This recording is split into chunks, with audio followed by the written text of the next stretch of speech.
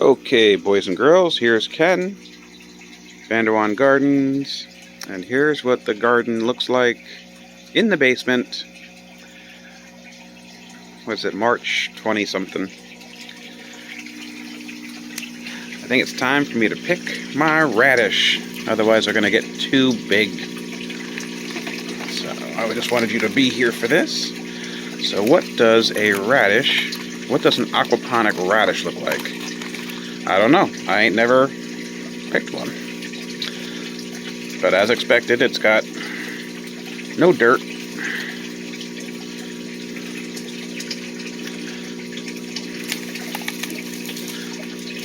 And how deep do those roots go? Pretty darn deep.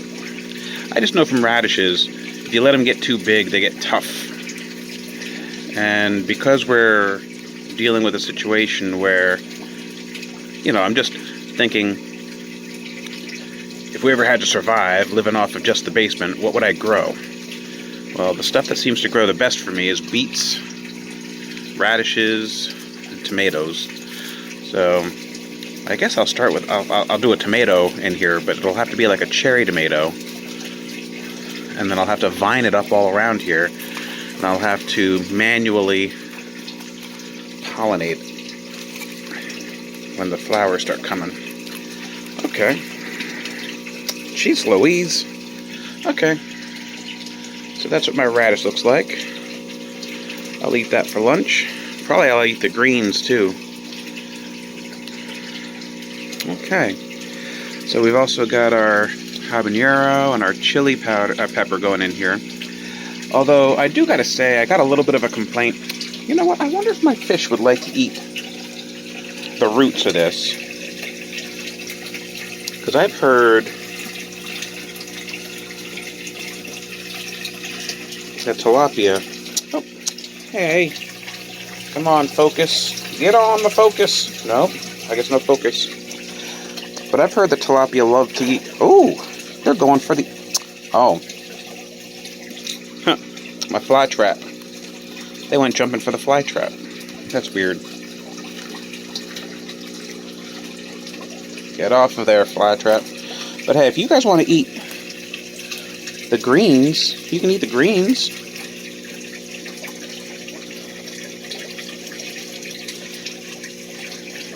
I don't know.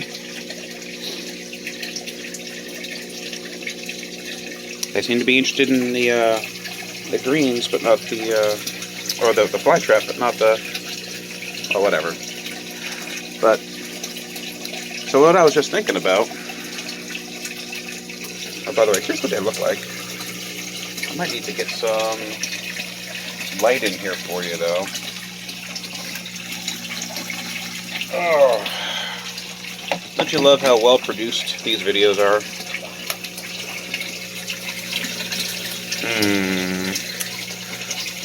And what with all of these lights and stuff going on, well, let me turn off the bubblers. Let's see if that gives us a better look at who's in here. They don't like the light. They're getting bigger and bigger, aren't they?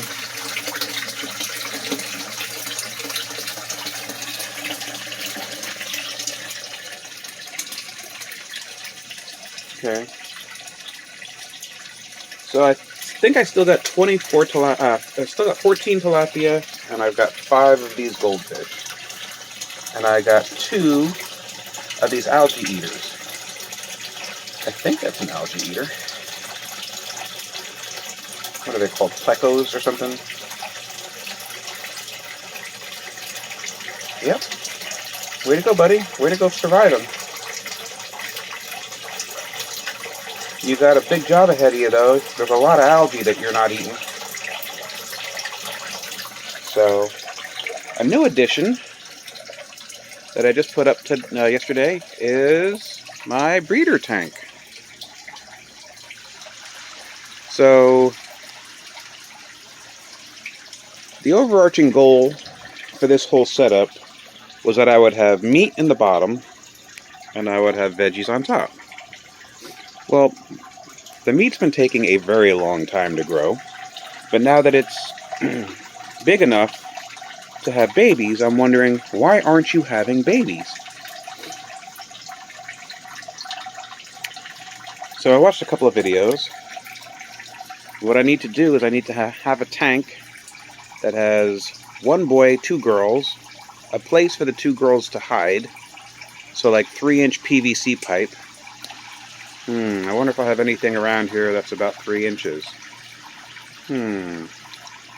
So, I got myself some Dickies cups, so I'll be able to make them a place to hide in case the boys get too aggressive. But there's a really good video where you can see the mama fish with the eggs in her mouth, and she's very aggressive.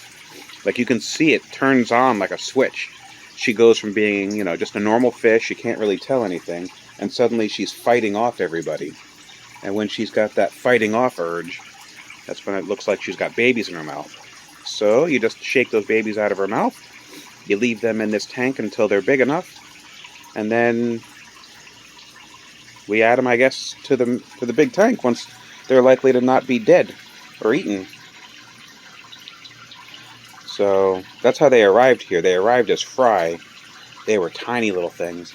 They were so small I was afraid they were going to get sucked in by the filter, so I bought a sponge filter. And even then I was worried that they would get sucked into it. A bunch of those babies died, but I think I got 25 fish? And of the 25, only 14 of them made it to the size that they are now. There's still a couple of little ones, which I'm surprised at. So yeah. So my next video is going to be me scooping them out of here, looking at the undersides of them.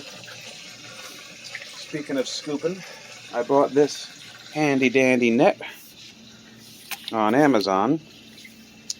It folds up. It's got a good reach to it. So I'm going to scoop them up. I'm going to put them in that here Lowe's bucket. And once I got a boy and two girls, and once I make sure that this heater, I just turned on that heater in the back. Once I make sure that this thing can get up to 80 degrees, what I'll do is I'll put it down to 70, put the fish in there, crank it up to 80, and watch the magic happen. My son said I'm building a sex dungeon for fish in the basement. That'll be a fun conversation starter. But yeah, so take a look at this here datel, and the habanero, and the chili. So all of these were started from seed in my seeding room here. Once again, all this seeding room is some spare lumber I had lying around. I had a pool deck that was not doing so good. I had a pool that sprung a leak, so I just ripped down the deck and I reused all of the pieces and parts. And I threw an old painter's tarp over it, so that way any heat that was generated in here wouldn't just immediately seep into the basement. And so now this room is nice and toasty. But look at how big these datels are. So I grew these from seed in the little seedling starter thing. And then I up-potted some of them that were smallish. But every single one of these plants is bigger than what's in the aquaponics setup. I had always been told that aquaponics, because of the fish nitrogen, is going to grow things 3 times faster. So far, that has not been the case. So still, I would not 100% recommend getting an aquaponics setup in your basement. It's fun. It's a fun hobby to mess with and play with and spend money on, and you can pretend like you're a prepper and that you'll be able to feed your family fish, but we've only got about a couple of days worth of fish in there if we were going to try to eat them.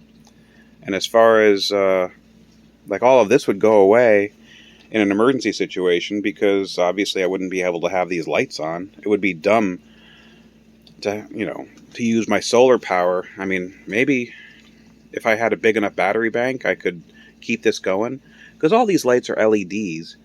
And I guess I would have to turn off my bottom heat, because Mr. Kevin gave me this bottom mat. It's a big, beautiful bottom mat.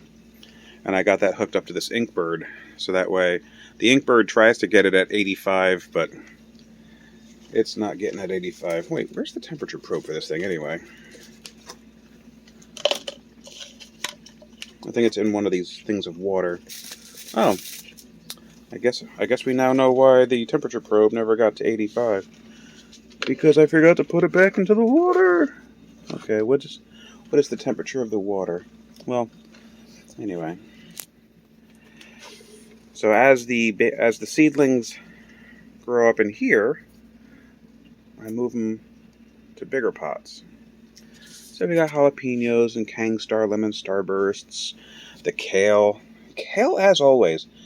I tell you what, in the end of times, don't bother with spinach or lettuce. So here's the spinach. Only a couple of these things worked out. And the lettuce was so pitiful, I just decided to try strawberries.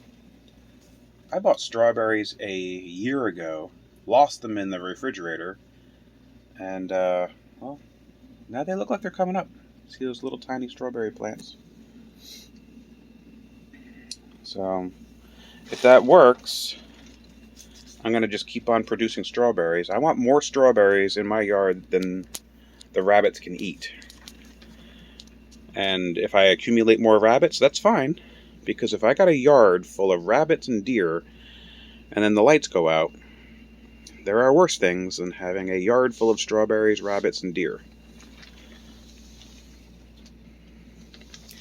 Anyway, this is Ken, Vandewan Gardens. Gonna sign off. Please like, subscribe, tell your friends. If you have any questions, let me know.